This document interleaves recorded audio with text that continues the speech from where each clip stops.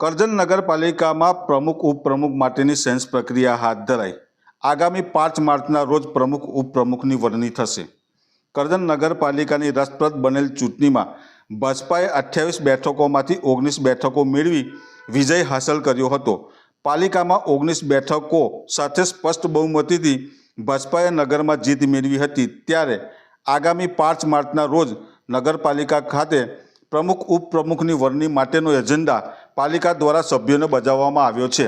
જિલ્લા ભાજપા દ્વારા શિવરાત્રિના દિવસે ચૂંટાયેલા સભ્યોને પ્રમુખ ઉપપ્રમુખ અને કારોબારી ચેરમેન માટેની સેન્સ પ્રક્રિયા હાથ ધરવામાં આવી હતી, જેમાં નગરના વોર્ડ નંબર 1, 2, 3, 6માંથી પ્રમુખ માટેની દાવેદારી કરવામાં આવી છે।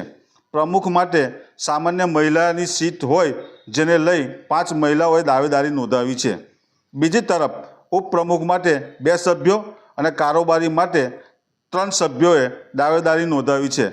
જિલ્લા કમલમ ખાતે યોજાયેલ સેન્સ પ્રક્રિયા બાદ હવે ભાજપા પાર્લામેન્ટરી બોર્ડ દ્વારા પ્રમુખ ઉપપ્રમુખના નામોની જાહેરાત કરવામાં આવશે। ત્યારે 5 માર્ચના રોજ પ્રમુખ ઉપપ્રમુખ માટે પાર્લામેન્ટરી બોર્ડનો નિર્ણય કોના માટે કળશ ઢોળાય છે તે જોવું રહ્યું।